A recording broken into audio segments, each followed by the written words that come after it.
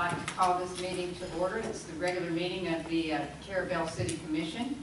It's Thursday, February 2nd, 2017, 6 p.m. We're at the Carrabelle City Municipal Complex. And I'd like to ask Commissioner Allen to say the prayer, and then we'll say the Pledge of Allegiance to the flag. Will you stand, please?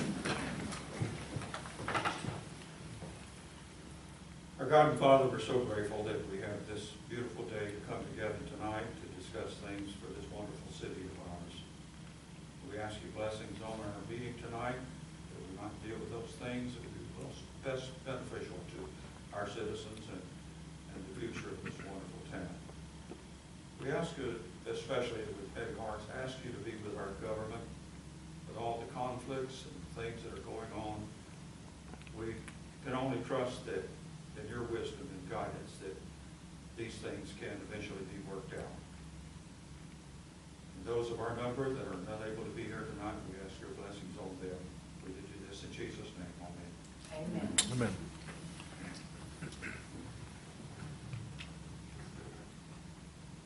I pledge Allegiance to the flag of the United States of America, and to the republic for which it stands, one nation, under God, indivisible, with liberty and justice for all.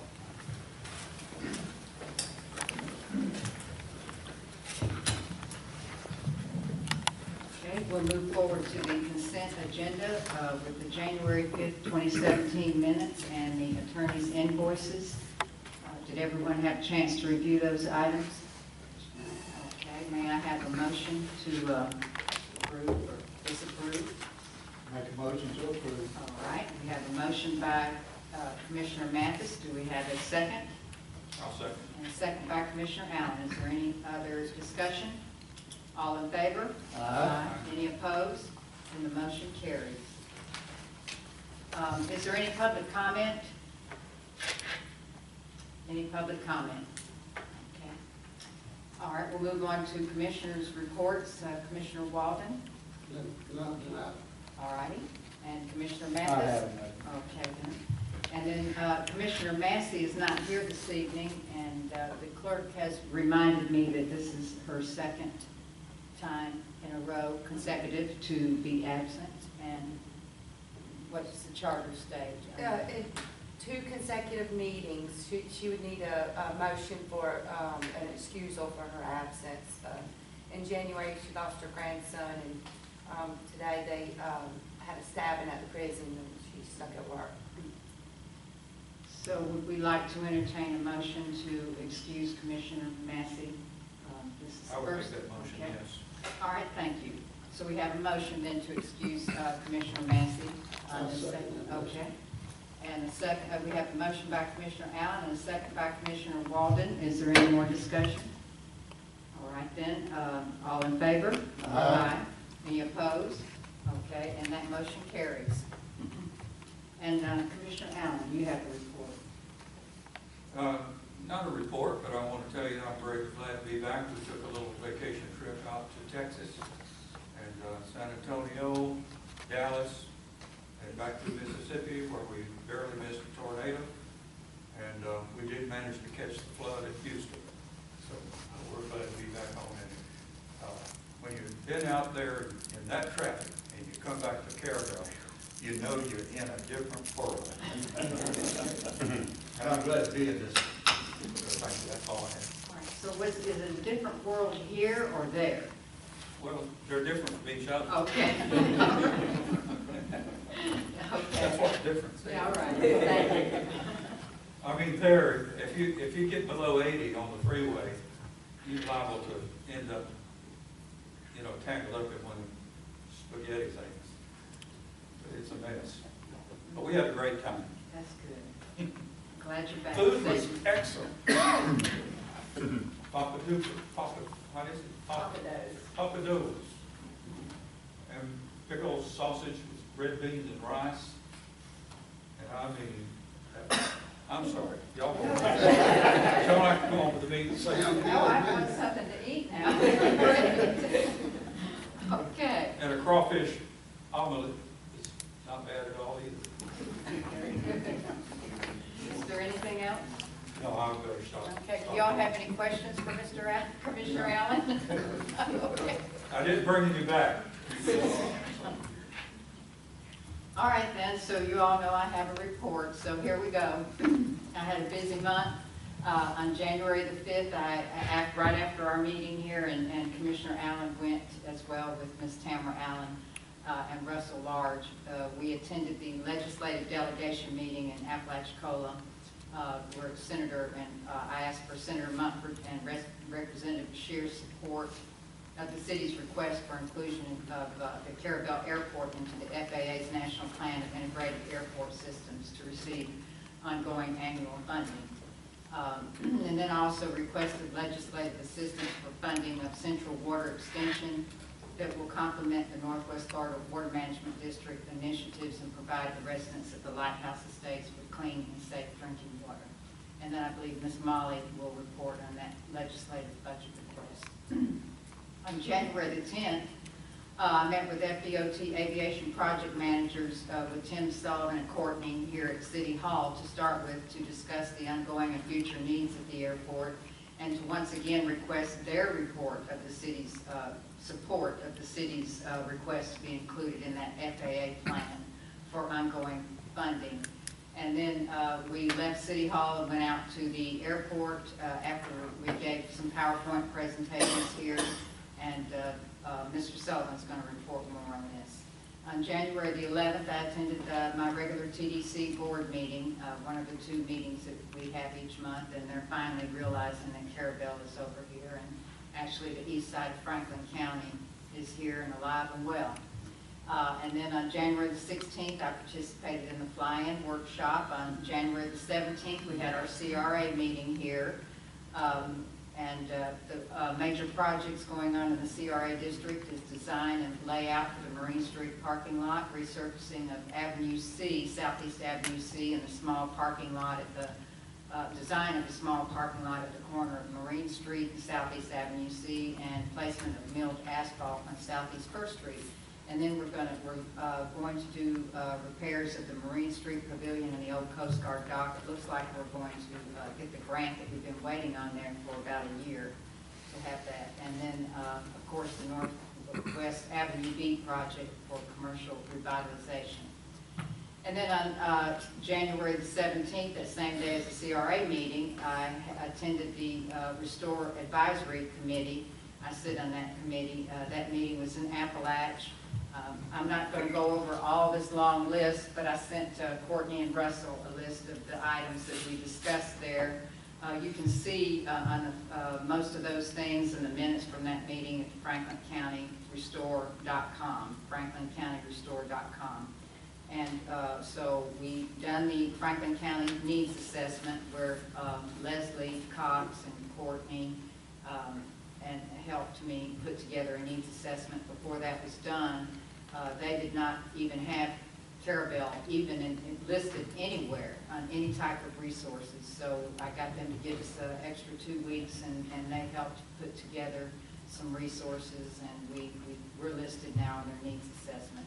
So at this time, we're working on scoring criteria and guidelines for the scoring criteria. But the Board of County Commission, they approve everything. So we just are like an advisory committee. Then on January the 25th, I met with the city attorney, the administrator, the chief, and the streets and roads supervisor, and we discussed enforcing Franklin County's litter debris ordinance inside the city. And we discussed the new FDOT airport zoning requirements and the new municipal dock ordinance that we just passed, and signage that's going to be put up and complying with that ordinance, and possibly amending the LDR regarding code enforcement and special master. And the attorney will talk more about that. On the 26th, I met with Mark Payne, our CPA, and the entire administrative staff, and we discussed the CRA special fund and budget. And we talked about some ways to be fiscally responsible, to options to look for a new city hall or a new location. And we'll talk about that at our workshop. And we talked about employee reimbursement to those that receive health insurance from other jobs through their spouses. And then on January the 28th, I met with Mr. Sullivan and my husband and Ms. Sullivan with the Live Oak Experimental Aircraft Association, and to invite them and ask them with their Young Eagles chapter to participate in our flying event. And then on January the 31st, I had with the Water and Sewer Department our regular monthly meeting. So that's that. I had a busy month. And we'll move on forward to Ms. Molly with Inovia on our staff reports.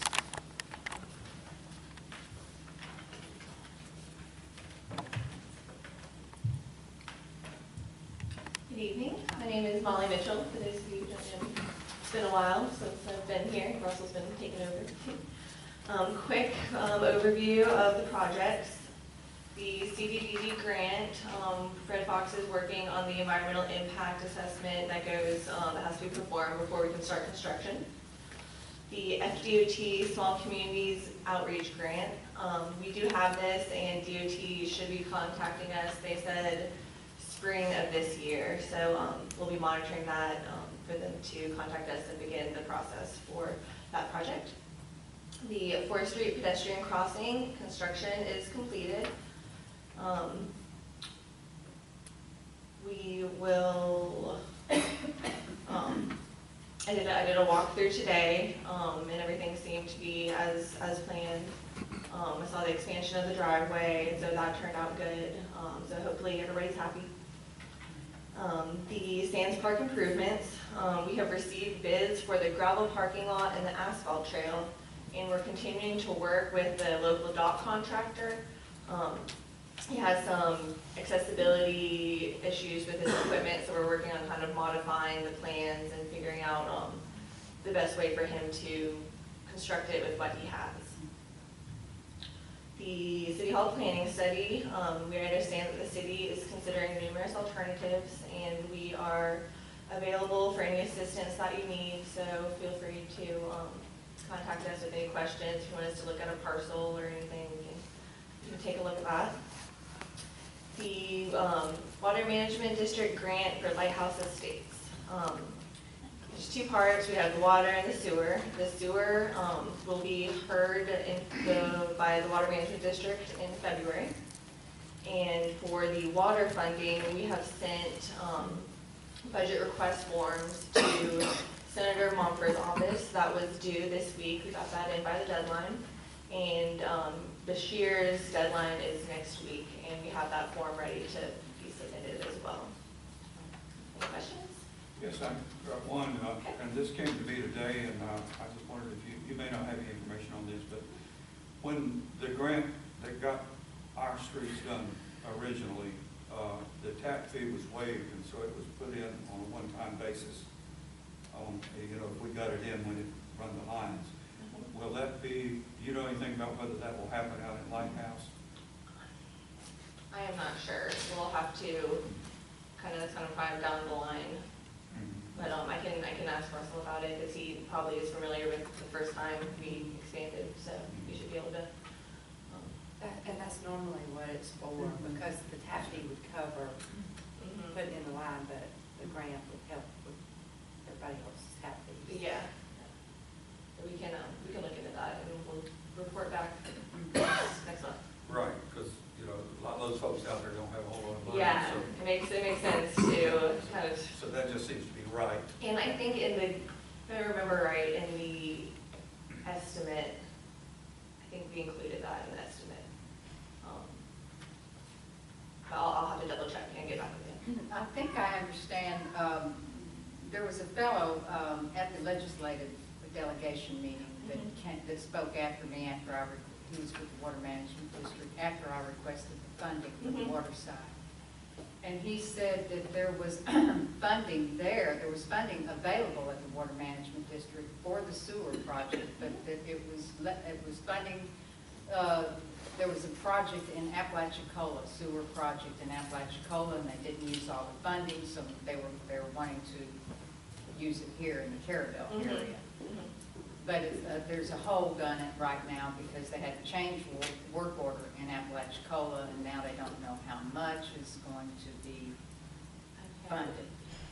So, I was probably Paul Thorpe, I'm Mhm. thinking, and it sounds like it's extra money, because before they know they had like a line in their budget for this project. So it just sounds like if the excess money from Apalachicola can get moved to our project, and that's even better, so Okay. that increases our available budget. All right. So, that's a good question. We need a good answer. I wanted to ask on the Sands Park, you've received the bids, but have the bids been awarded for the parking lot and the asphalt? No, they have not been awarded yet. I think we need to, once we get all the bids in, we need to look at the budget of the grant and get with Fred Fox and kind of shuffle the allocations around to make sure that we can fund everything.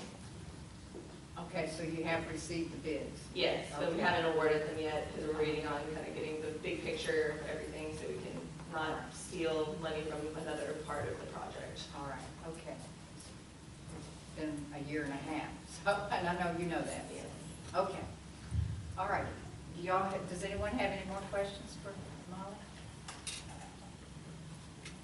All right, okay, thank you very much.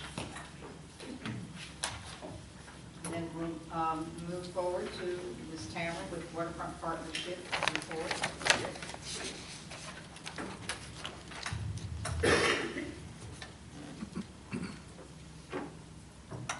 Good evening, everybody. I just can't help but do this. Cal didn't tell you that he got up at the national conference and sang on the stage with the all-chapter chorus. It was his first time doing that, so he did really well. There were 200 of them, so it wasn't like a solo, but he did nice. It was kind of cute. He was next to two guys that were 6'4", so you could see right where he was. It's been a kind of busy month for the Waterfront Partnership this month. We wanted to let you know that the FWC, remember the bear lady that came and talked to us about retrofitting garbage cans? Well, they've completed the retrofit for the garbage cans in Lanark Village. So they'll be moving our way soon, and that's good. That's a good thing. Tate's Hill State Forest has set up a cleanup, the watershed cleanup for March 18th out at Gully Branch, starting at 8 o'clock in the morning. And certainly we always have some boats from Carrabelle that go out and take part in that. And we had representatives from the Waterfront Partnership go to a FWC DEP NR meeting, collecting suggestions for mapping critical areas to improve oil spill planning and response capabilities in the future.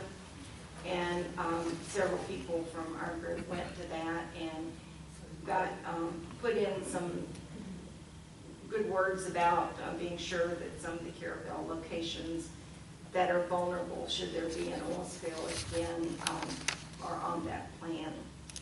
And we've continued all month to look at any possible Restore Act projects for any funding for Carrabelle. So we got another list of all the funding opportunities, and so we're trying to mine through that and see if there's anything good happening there. I am totally relieved to tell you that we finally got approval for to start spending our contract from the Department of Historic Resources to put the emergency stairs behind the building at City Hall. And we have an advertisement in the paper for bids and set up a pre-bid meeting. So we didn't let a day pass from the time we got approval till we just keep right on going. And we've also received a full set of plans from the architect for all the things that need to be done in the building. So if anybody's interested and would like to come by and look at that, it's like a 90-page document, so we probably you probably don't want me to email it to anybody, but if you'd like to come by and just sit and look at ours, we'd be glad to. Or if you want it, I can send it to you electronically, but it's huge.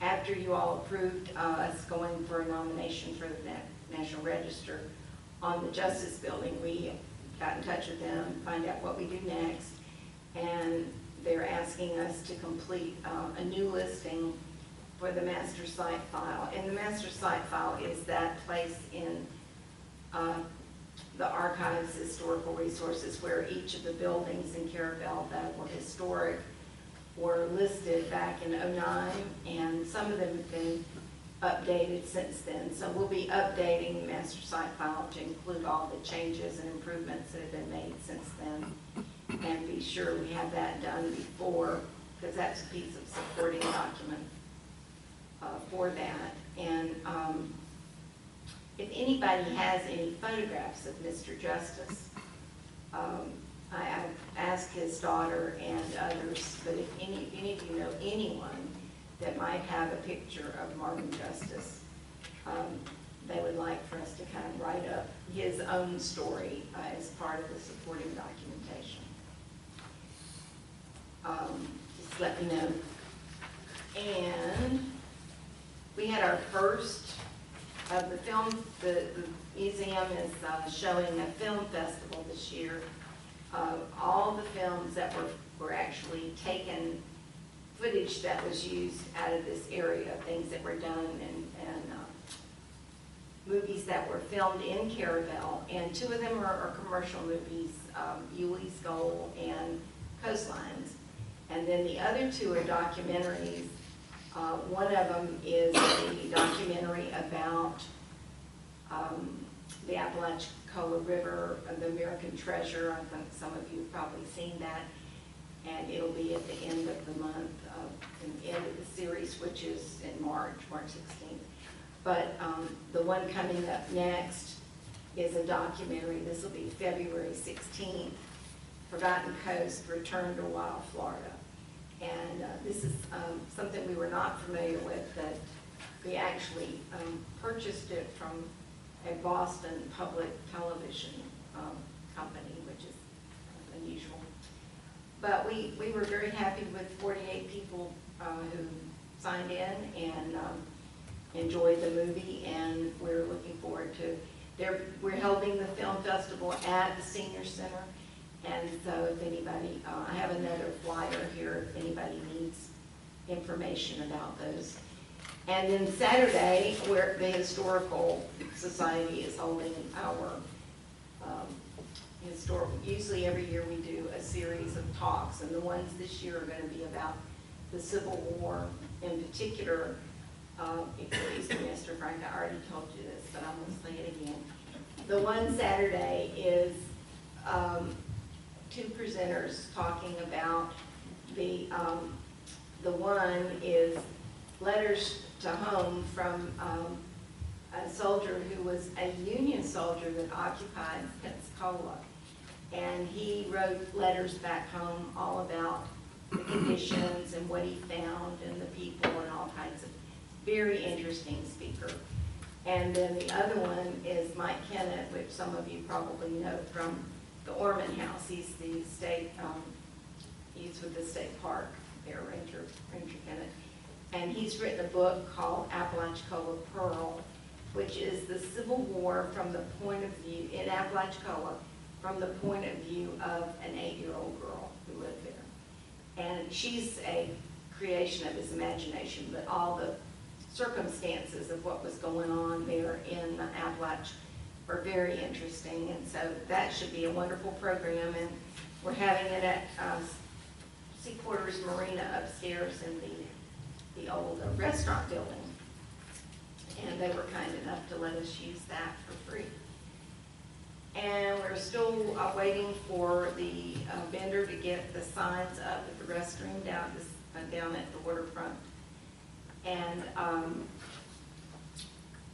the only other thing on our list here is I have had an occasion now to meet with Kurt Blair of the TDC, And he asked us to put together some documents concerning the branding of Carrabelle. I shared that with you all last month. And we got the survey and made that report. So there is no survey attached. That was something I didn't take off from last month. But we have another meeting with him coming up, and hopefully they've identified some funding that's to help fund some of these branding niches that we want to do for Carrabelle, like the one with the ecotourism and fishing and the different activities that we're doing. So hopefully that will bring some extra added visitors to Carrabelle to buy gas and spend money and use our local folks and bring more tourists. I tell you, the major market of who came to the movie were people at the RV parks or people who have rented a house for a couple months. They're the audience that came to it the other night. But we had a lot of local people too, but it was good to see that we're reaching that crowd as well. So that's the end of my report. If there are any questions, I'd be glad to answer them. Thank you so much. I just wanted to say real quick, if you want to see what's going on at these Restore Act meetings, Greg is filming them. So Oh, good. Yeah, so you can see. Are they going up at see the same site Yeah. with the rest of them? Oh, good. Okay, great. Thank you. That's a wonderful thing. All right, we'll move forward to the Carrabelle Aviation Advisory Board, Mr. Tim Sullivan. And EDC, people canceled their meeting tonight, and the chairman is not here. Good evening. You all got my report. Any questions about it? We've got the fuel avgas 2,500 gallons sitting there waiting to sell, just waiting for the final inspection. So that, and they come in February 8th at FDOT and DEP. Hopefully, right after that, we'll be able to begin selling the fuel. We had the group from the FDOT Aviation Spaceport Office come visit Carrabelle. We gave them a presentation about the airport and the funding, that comparing it to 8 different airports and how we are at the bottom or close to the bottom on, well, we're either at the bottom or the second from the bottom in every category of funding for the airport. And they took a tour of the airport, and they saw that there's a lot of room for growth there and improvements, and they're offered to work with us in the first step, getting FAA funding, getting the master plan revitalized, and going on from there. It's going to be a long process, but it's we're taking the first steps to get there. The last thing is the Carrabelle fly-in. We've been getting a lot of really good hits on the Facebook page for that. Get a lot of really positive feedback. We have a good list of vendors that are going to be there. The museums, a lot of the organizations here in town, American Legion and the auxiliary American Legion are going to provide the food. So we've got some good static displays, so it should be a good event. Any questions? Thank you. All right, thank you, Mr. Sullivan. All right, then, we'll move on to the attorney. Do you have the report, Mr. Hartman? I do. Okay, thank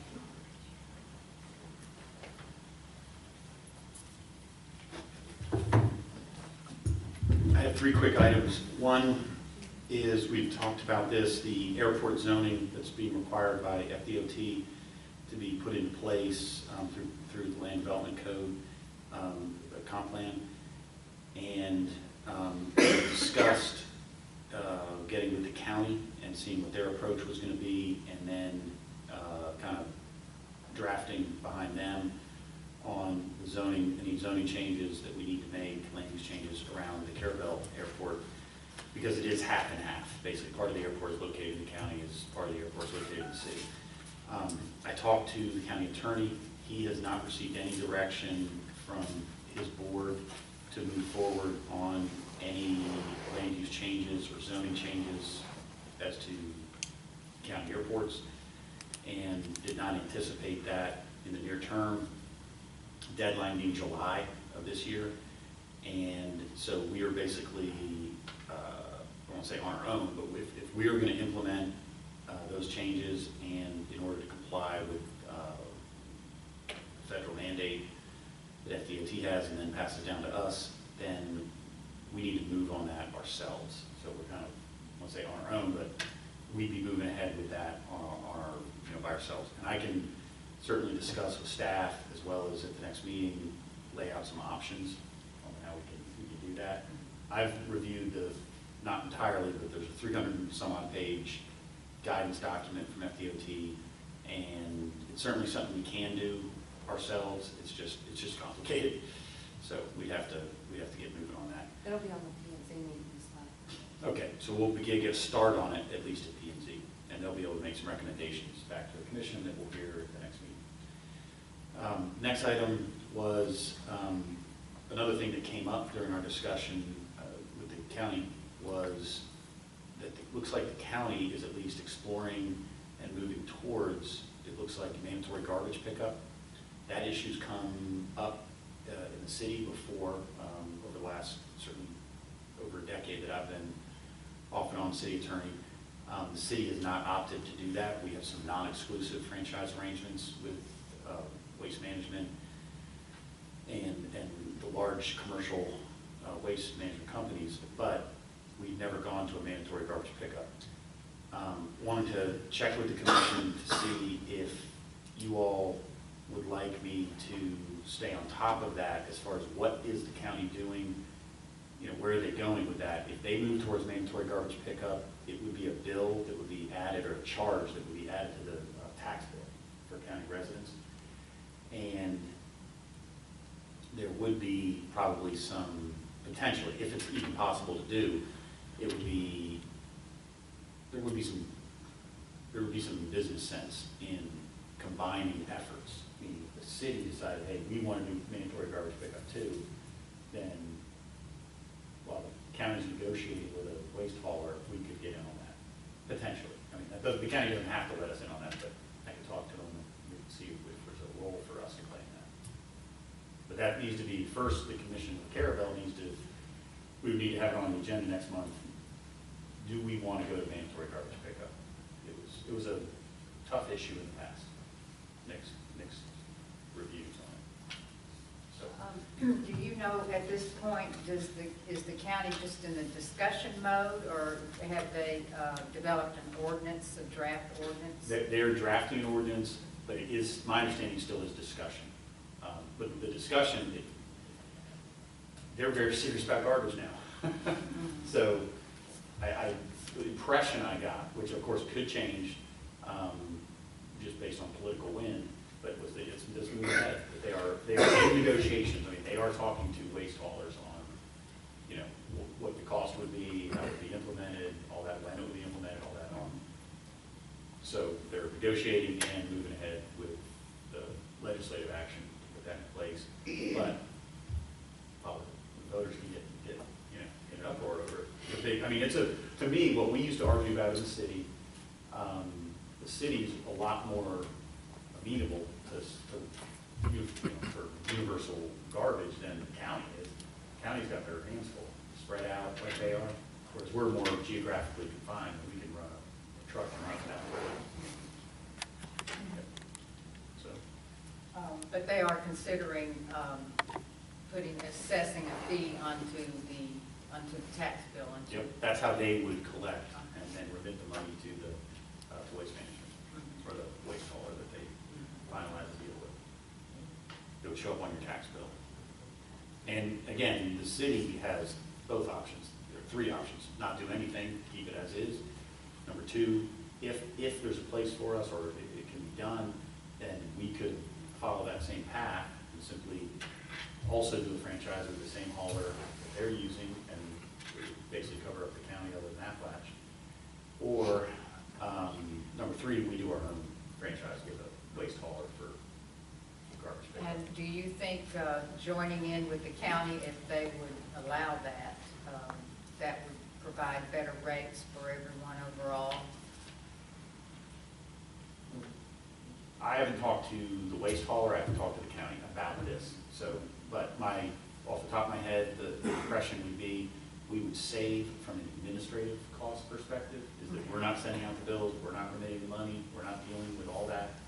At the same time, if, my impression is from negotiating some of these before, is that if we negotiate our own deal, that it might be slightly cheaper than the county, only because our citizens are we have more urban scheme of development than the county does, so they're not burning as much gas or anything else to collect from people in the city.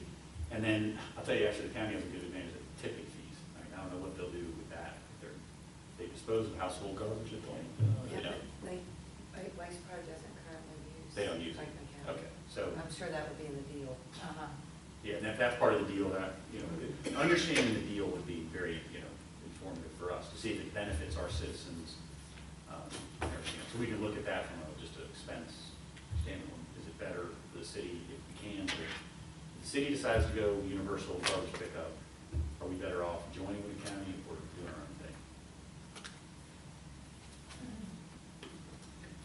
Those of us who pay for our garbage, if they do this through the tax, we would have an additional, so we'd be paying extra. No. No, you would pay on your tax bill also. Oh, you would not pay double. And it actually would probably be less than what you pay now.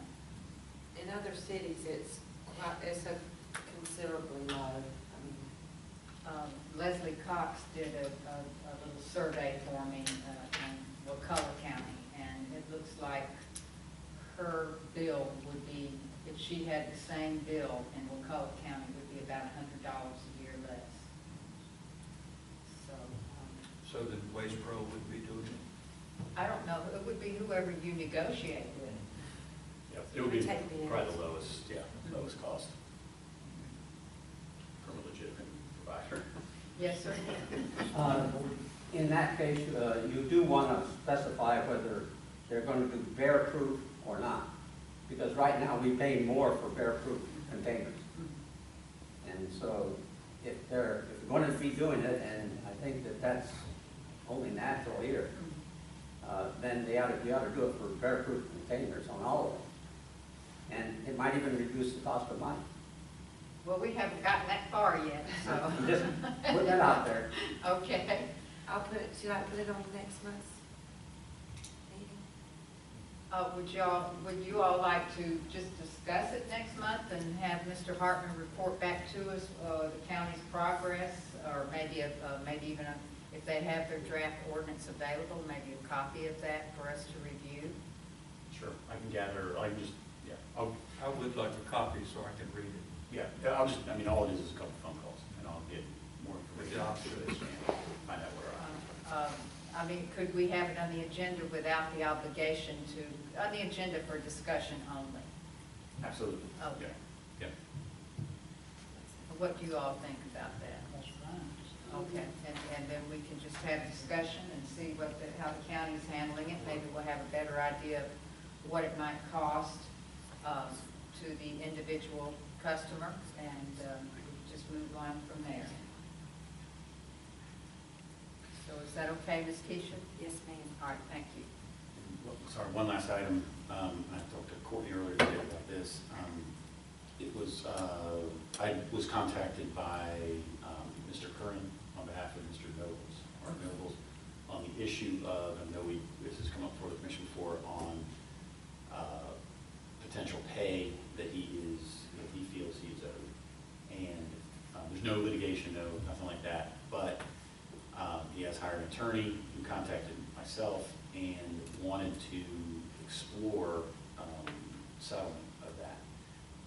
I need to check the statutes on shade meetings, but I would recommend if we have, I think we should have a discussion on it as a commission, and I'll find out if it's eligible for a shade meeting, but then if so, Courtney can contact everyone, we can coordinate one. And when I say shade meeting, what it is that we would sit down outside the sunshine, so the public would not be there. A court reporter would take all the minutes, so it would be disclosed after the fact. but then we're able to freely discuss all options on that outside the public. Who would fund the court reporter? The city pays for this. I mean, this is a city, we have not had, some cities and counties, they're very fond of their shade meetings. We've been involved in, you know, some litigation. We've never really done them, but, because there is an expense associated with them and that sort of thing. But I know this issue, we've had this issue pop up at just regular public meetings, but we should probably take advantage of, and there's nothing wrong with it, because that court reporter takes an exact transcript and that becomes a public record. So people can, after the fact, understand exactly what's going on. But it allows you all to talk freely, more freely. That's the point behind it, about what are our settlement options, and I can obviously tell you what the legal, you know, pieces of this are. And he has not sent me any information as far as the basis for the claim. We kind of know where it's coming from, but looks like that's creeping forward. So, Would you have to have that, would you require any basis or information, written basis for the claim before this meeting, or? we can, yeah, absolutely.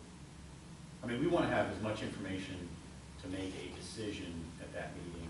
We don't have to make a decision at the meeting, but we want all the information we can get so we can make an informed choice if we decide to do something. And I should say this too, we don't take action at that meeting. Then if we actually say, hey, we want to do something specific at that meeting, we have to then come back in the sunshine and do it. But that's, and there's nothing urgent, I don't believe, about it, but it's something that. What do you think, Commissioner Allen? I'll go along with that. We used to have a reporter for all of our meetings, didn't we? Regular meetings too, yeah. And if we can do it in a regular meeting, meeting it also. says if you wish, you'd have to have, if an individual should make provision for transcript, and that looks like that would be after the fact, if he happens to be in a meeting where he disagrees and he wants to check it. They'd have to get the tape, I guess, and do it off the tape. Yeah, and this is not, and I may be getting ahead of it here, This is will be released till after. because we don't have a pending lawsuit or anything else in that matter, I need to double check that a shade means even appropriate. So I'll make that, I can look at that, but if it's not, then it'll come before you all at a regular meeting and we can hash it out there. Might have to have a special meeting. Good. I mean, I don't know that it, I mean, yeah.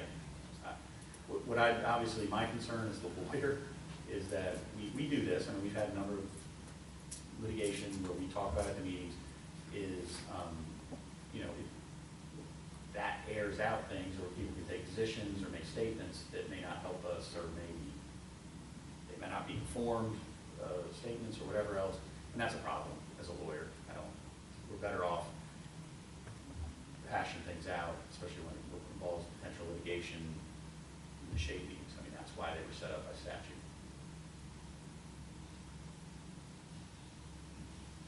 Okay. Does anyone have any more questions for Mr. Hartman? Do you have anything else, Mr. Hartman? No, nothing. Okay, all right, thank you. And then we'll move on to the city administrator. I just want to remind anybody that's coordinating events like the fly-in or the History Museum, if at any time y'all are going to request assistance from the city, like your city staff, police department, or the roads department, y'all need to coordinate that with me so that we know we can set them up to come out and how long it's going to take. And we've actually come up with a list of how many days that you're going to get to use, or how many hours the guys are going to put in for those events. So just coordinate that with me. Okay, thank you so much. Do y'all have any questions for Ms. Hartman? All right, city clerk, Ms. Keisha. I just want to announce 2 meetings. On February the 13th at 4 o'clock, we will have a workshop for relocation of City Hall. That's February 13th at 4 o'clock. And then I was going to announce the P&Z meeting February 16th at 4:30. We'll be discussing the airport zoning and medical marijuana zoning. Just trying to get prepared for that upcoming. So That's all for me. There's going to be a webinar tomorrow through the Florida League of Cities at 10 o'clock. Can some of those zoning people take a look at that? I'll send an email out. Okay. Miss Susan's here. Yeah, I see that. Oh, I won't be here. I'll have a court case. Courtney sent an email out. Okay, just, or forward that Florida League of Cities email that we got to them, if it's okay for them to look at it. Yeah, that's fine. Okay, I think it would be. I think it's free, isn't it? Yeah, just a free online webinar, it's an hour and a half, 10 to 11:30. All right, we have no public hearing today, so we'll move to new business. And item number 1 is discussion and possible action concerning high water bills. And we had 2 folks that wanted to speak about it, Mr. Roger Bybee, who's here, and then Donna Hahn. Is she here? I don't know if I know her. Okay, so I don't see her. All right, Mr. Bybee.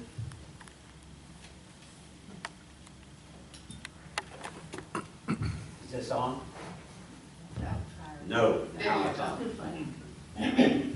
My name's Roger Bybee, and what I'm here about is the property we live on is at 1208 Gulf Avenue, right across from the water. And it was the old McDaniel's house that we bought it from. And what they had is they had a power pole up on the land, on the water side, and they had hydrants for the McDaniel's had family and friends that came over, and they'd pull up an RV or a trailer and stay there and visit the McDaniel's. And when we took it over, the power pole was basically abandoned. And so we had it removed by Florida Power. But we left the hydrant there. And the hydrant was used for many years by fishermen, cast net fishermen, people who are doing kayaks, canoes, everything to get to the water. Because it's one of the few places that's not marked private, no trespassing, and have a gate or a fence in front of it. And we haven't had much trouble over the last, we bought it in 1995. So for the last 22 years, we had one canoe stolen because it wasn't chained to a tree. And we had some attempted vandalism to one of my trucks, but it didn't do any problem. And we never thought of that as anything unusual. However, this year, starting on January 1st, New Year's Day, apparently somebody came over and opened the hydrant that's on that side of the water. And it fed into 2 hoses. It was left on until, actually the city is the one that discovered it, with a high water bill on the 20th. So we had 20 or 21 days that it was going into these hoses and back to the water. And I know how the city works, and I worked closely with the clerk and the administrator and Renee in the water department, and they determined they did get a data log on when it happened, and that's why I know that it was late in the day on January 1st that it first was turned off. And it stayed unabated until I came home on Friday. Renee had called my office, but I wasn't in the office, at noon, saying that there's a high water usage on your home. So I didn't get there until about 6:30, and as I was walking into the house, a neighbor was walking by and said, "Hey, Roger, is that your water?" And he's somebody that walks up and down 38. And I said, "Yes," and I went over and found both the hydrants were, both the faucets were open, and it just went out to the water. The net effect is that there was approximately 69,100 gallons that came out from January 1st to January 20th.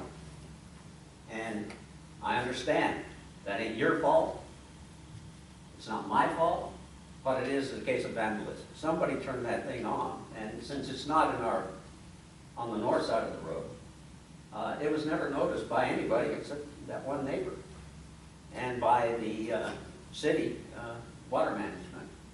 So I think they've worked with me to a great extent. They've reduced the water addition to the sewage system so that it's just the house that's on the sewage system. And going through their data logs, they came up with 69,100 gallons. And my water bill, which I just got yesterday, is $551.16. I don't have a quarrel with it because it happened on my time at my place. And I've since hired an attorney or a plumber for another couple of $100 to put a stop away, so that can't be used unless I let it be used. But I don't want to take that off. I don't want to take the hydrant off. And I don't want to include that as no trespassing in private property. So I would just, really what I'm asking for is I want a letter from the city water department or from the police department or whoever that, and I have a package of all the materials that I've had, that just acknowledges that this was a vandalism situation, and for me, it's an uninsured loss. If I can get a letter from the city that says that they have reviewed it and they agree that it is a vandalism situation, then I can make an offer to my insurance company. And that's all I want out of it. They're on an automatic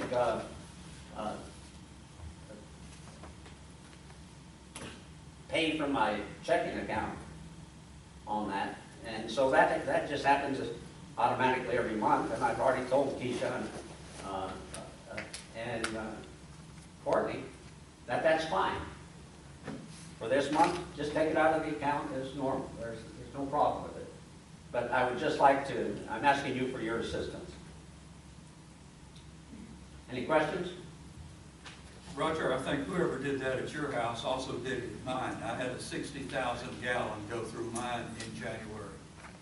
And I can find no place where it could have gone out, and the only faucets we have are right there at the doorsteps. And was I it have no explanation. Well, if you would contact Renee, she can run a data collection report which tells you when it started and when it ended. Because when I first found this out, I figured it was about 2 or 3 days.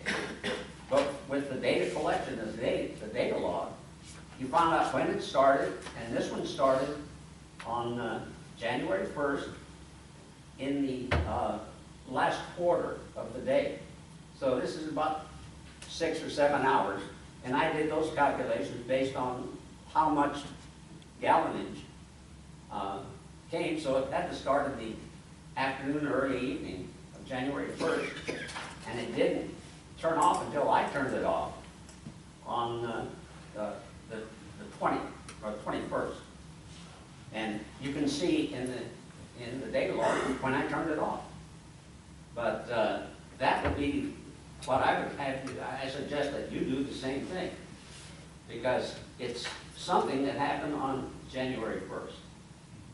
Okay. And there's no way that we can know from anything on the backside who was there, because we're not there all the time. And like I say, we let the people use that water side for their personal recreation. We don't let them camp there. But fishermen go over there all the time. And except for the one time a guy left a 5-gallon can full of shrimp heads and shells. And I just dumped it over, and the sand crabs liked it. Okay, let me ask Mr. Hartman if we can do that. Can we write a letter saying that this is vandalism, that so that he can use this It for... appears to be vandalism. Yeah, I mean, Yeah. yeah, because I mean, Mr. I'm Bybee, sorry. yeah, We don't know this for a fact, you know. right, We can have but I them mean, write we do a have Mr. report, police Bybee's. report too. Yeah, well, I think if you do that, either one of those would work well for me, because all I'm going to do is send it to my insurance and see what comes down from heaven. Yep, I mean, if, maybe the simplest thing would be let staff try to work something up, and then I'll be happy to take a look at it, make sure it doesn't, we're not overstepping. Yeah, yeah, It's simple, I mean, it shouldn't be a problem, just as if it's $500. I sure don't have If he a called problem with the that. police and had him come out. I don't have a problem either, I'm just asking from, Yeah. from a legal Yep, perspective. I think it's fine, we just need to document it. And I would suggest, I would recommend that Renee do the same thing on their house, and maybe you might find that Not happens. every meter can do that yet. We're in the process of changing them out, so. Well, it turned out mine was only 2 or 3 years ago that the meter came out that they can data log. And they just did 60 more this month, so we're changing them Yeah. out, so. But his might be, and at least Renee can tell you. We've checked. Oh, you have checked and you can't do it? Anytime that they have a huge bill usage like that, they generally do a data log. I've seen Yeah. a lot of them done, so. Well, do you remember when it was? Yeah. You know what day it was? No, not offhand. Anyway, we need to move forward here. Did you Yeah, have something? I'm sorry, I didn't mean to take that much But, time. I just want to say, Mr. Bybee, that's your last Yeah. name? I'm one of those fishermen that use your property, and I appreciate it. Mr. Cal, I fish down there all the time, and they do make a faucet that you could put a padlock on. You know that, don't you? Well, yeah, I know that, but For the future use. I gotta stop the waste valve on it now. You can't get any Okay. water unless I let you take some water. But we appreciate you not making this fenced off. It's probably the only property I know of that's private that we can still fish on. Well, I know it's been that way for 22 years, We because that's how appreciate it. long it's been that way. We sure appreciate it. You too, Mr. Allen. I'm one Thank of the you. guys that use it. Thank you. Okay, all right, so then, should we direct staff to just draft a letter saying that it appears to be vandalism at this, There's my file. 1208 That's Gulf everything, Avenue? including Renee's. Do we need a motion? Yep. Okay, I move that we do that. okay, all right, we have a motion by Commissioner Allen, do we have a second? I'll second it. Okay, second by Commissioner Mathis, is there any more discussion? Okay, all in favor? Aye. Any opposed? And the motion carries. Thank you. Draft the letter, you're welcome. And then Miss Donna Hahn. Donna Hahn. Okay, so, Ms. Keisha, would you let the record know that Ms. Hahn is not here? Okay. All right, thank you. And then we'll move on to item number 2, and it's a request by the Camp Gordon Johnston Association to waive their sewer tap fee at their new complex building site at 1873 Highway 98 West, out in the county. It's out of the city limits. I'll just go ahead and tell you real quick, they previously purchased their water tap at $1,375 so that they could start up with their construction over there. Ms. Keisha, I believe the sewer tap price is $3,360? Okay. What's that number again? $3,360 is the price of the sewer tap. And they would have to buy their own pump. I think they already have that as well. Their own, E1 pump. okay, they have that already, or do they know that? They have it. They have it. Okay. Do they have the kind that Mr. Keith suggests? Okay, that's good. All right, so what do you all think about this? Now, they will be in the county, they will have to pay for their own water and sewer. Now, here, the city taxpayers have been supplying their water and sewer here. They do pay some rent, I believe about $450 a month here. So, how do y'all feel about it? What do you think? This is a nonprofit group, right? Yes, it is. Yeah, I don't have a problem waiving it. Okay. We demonstrate support, you know. Yeah. That's not a part of the lighthouse system, is it, that we're talking about? No. Okay. I don't have any problem with it. Okay, all right. I make a motion, we approve it. All right, then, we have a motion for, to approve the, waiving the sewer tap fee for Camp Gordon Johnston. Do we have a second? Second. Okay, so the motion is by Commissioner Mathis, the second by Commissioner Walden. Is there any more discussion? All in favor? Aye. Any opposed? And the motion carries. All right, item 3, approve, disapprove bid for administrative services related to the fiscal year 2015 Community Development Block Grant, the CDBG grant that's going to fund our Northwest Avenue B project. So, Ms. Courtney? As part of our CDBG grant, we have to put out the bid for administrative services. We put it out to bid, we got two bids in, one for Government Services Group and one from Fred Fox Enterprises. Keisha and I tallied the scores, and it's based on experience, the firm's experience, the number of years that they've managed CDBG projects. Yeah, all this was advertised. Proposed approach to administration, client reviews, and we've tallied it up, and the bid should go to Fred Fox Enterprises. He was firm number 1. He ranked at 99, and the Government Services Group ranked at 80. And they tell us on here exactly how to score the points. So it's on this. So they give you guidelines for scoring criteria. Yeah, and the Okay. biggest portion for Fred Fox, the reason he was a lot higher is it counted their reference letters, and he had 30 to 40 of them. If you have 25 or more reference letters, you get 20 points. And then this other group, they only had 9 in there. They only got 5 points there. So that was the big difference. Yeah, and the fee, the other guy was a little bit cheaper on his fee. It was only like $3,000, but that was only 1 point difference for them. So it ranked out, 99 and 80, and Fred Fox got them. All right, then, so what do you all think about that? Who would you like to, the scoring criteria has Mr. Fred Fox beat out by, you said 99 to, compared to 80? For the administrative services on the grant side of this $650,000 grant that we received from the DEO. Now, we know we have met Mr. Fox. He's been here several times. He's helped us out with other projects in the city. So if that's how the criteria scored out, I would say we probably need to move forward with having him administer the grant. He's experienced at it. It's fine with me. Okay. I'll make I a agree motion. with that. Okay. All right, we have a motion, Commissioner Walden. Oh, that's So good. would you like to second? Yeah, we'd love to Okay, say. all right, then thank you. We have a motion by Commissioner Walden, a second by Commissioner Allen. Any more discussion?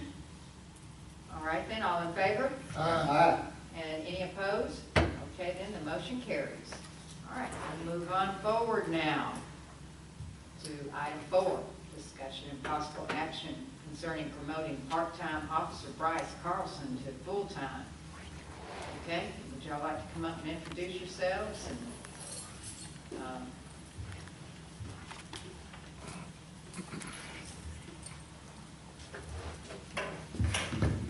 I'm Chief Gary Honey, this is Officer Bryce Carlson. January the 4th, we had a full-time officer, John D'Ambrosio. He resigned his position in our department as a full-time officer, left us without. On January the 20th, we hired Bryce Carlson as a part-time officer. I'm here tonight to ask y'all to approve his hiring as a full-time officer. Make a motion to approve hiring. all right, then. We I'll have- second. Oh, my goodness, okay. We have a motion by Commissioner Mathis and a second by Commissioner Walden. Now, is there, wait, ooh, we have Fine now, y'all. okay. Is there any discussion? I don't know. I know we have. You're gonna be the only redhead on our force. Do you live in Carrabelle? Yes, ma'am. Right, all of it. How long have you been doing this, working? Started in 2012, Department of Corrections, and then swapped over in 2014 to the Sheriff's Office. Been with them ever since January. That's about it. Let's vote. Your I call. guess I'll go with it. All right then, is there any more discussion? Does the public want to ask any questions? All right then. All in favor? Aye. Any opposed? Okay then, that motion carries. Welcome aboard.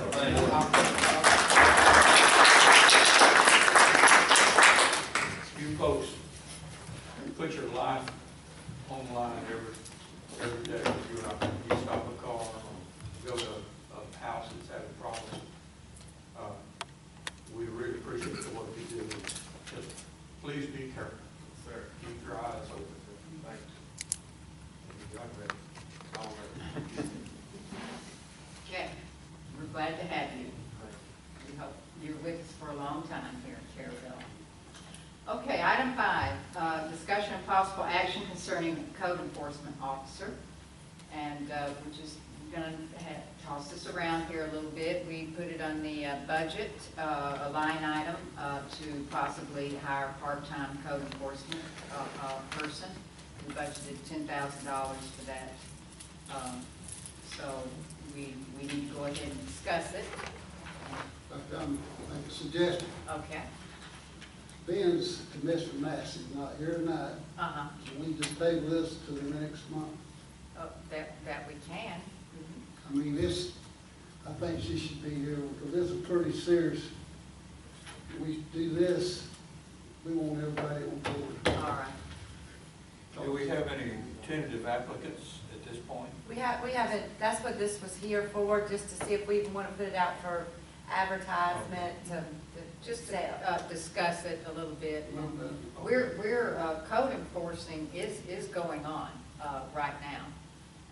The police department is actually being overwhelmed with code enforcement because when we get complaints from other citizens, then that has to happen. The code enforcement has to happen, and so our officers are going out there doing that, and sometimes it pulls them away. They need to be on a traffic accident or an illness, a heart attack, or something even more than that. So we need to maybe take a look at it, see if we can get somebody to help them out. Yeah, we actually have Yes, sir. court in the morning. And it's not only that we're overwhelmed with it. We have other stuff to do, but we also don't have the training to do the code enforcement. A specialized training they have to go to. Right. And we can't act as a law enforcement officer in a code violation situation. So whoever we decide, I'd rather it be outside the police department and be supervised by someone else. But I think Gary would make a great supervisor I for don't agree. There is, training, so that the code, you may not know exactly what the rights are of the resident, code Exactly, so it's not enforcement the rights. same as the way we would do it law enforcement. Yeah, And I so that's understand. make it all right, real easy. So, when we discuss this again, we'll talk about, that you're, Ms. Massey's here, but you don't know exactly all of the certification, code enforcement. You're not certified as a code enforcer. Right. And there's classes for that. And we don't want to go. There's also state rules about what their training and certification has to be. And They're we'll going to have also, it for all the trades, general, electrical, mechanical, plumbing. And we have it certified already. It's in school.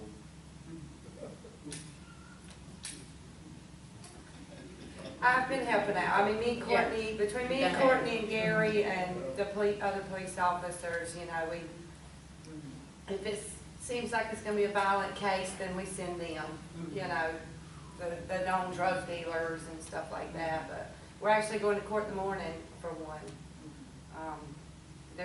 some we can just handle, just send a letter, but then other times, you know, it's not as effective if I go up there in high heels as it is with them in boots and a gun.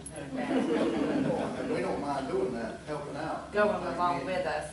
Me and you talk a little bit about it and maybe contracting it out with the person that does athletic colas, since we don't need them that much. It's very technical. Landowners have lots of rights. You have to be really careful. There's processes you have to go through, and a lot of times citizens don't understand that. It's not you just shake your finger at them and tell them you have to do it or we'll do it. You know, it is a process, and it's time consuming. I like you too. Mr. Hartman also reminded me that during all of this process, no matter what we do, we need to amend our land development regulations because it calls for a special master. And we don't have a special master.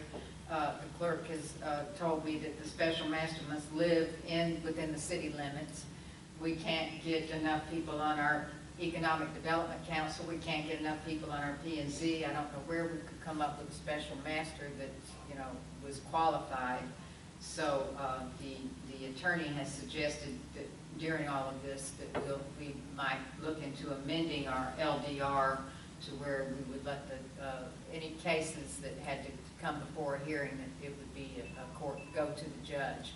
And you only had about 2, you say, in so many years?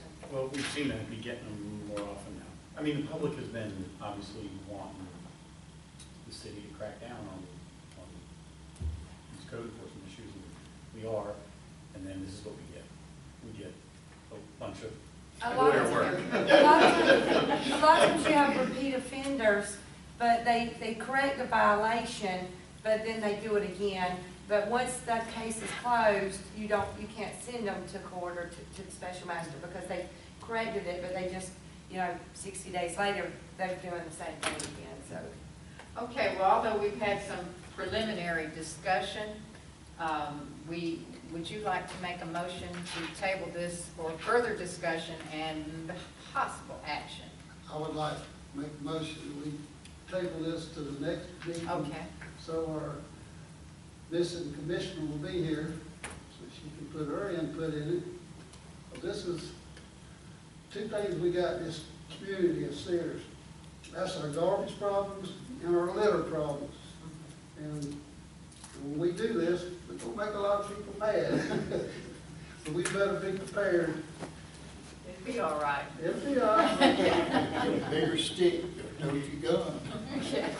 You know, I live in one of these neighborhoods that need cleaning up. I know, it needs it. I'll second it. Okay. Okay, so we have a motion by Commissioner Walden and a second by Commissioner Mathis. Is there any further discussion? All in favor? Aye. And any opposed? And then that motion carries to table this until we can have Commissioner Massey with us. All right, item 6, Camp Gordon Johnston. Approve, disapprove closing Highway 98 for the Camp Gordon Johnston Parade on March 18th at 10:45 a.m. March 11th. March 11th. Okay, and I second. okay, so we have a motion by Commissioner Allen, a second by Commissioner Walden. Is there any more discussion? All in favor? Aye. Any opposed? Okay, then the motion carries. All right, then may I, is there anything else we need to discuss here? Okay, may I have a motion to adjourn? Make a motion to adjourn. Okay, and a second? I'll second. Okay, I've got a motion by Commissioner Mathis, second by Commissioner Walden. Any discussion? All right, then, all in favor? Aye. Any opposed? Motion carries. Thank you and good night. Good night.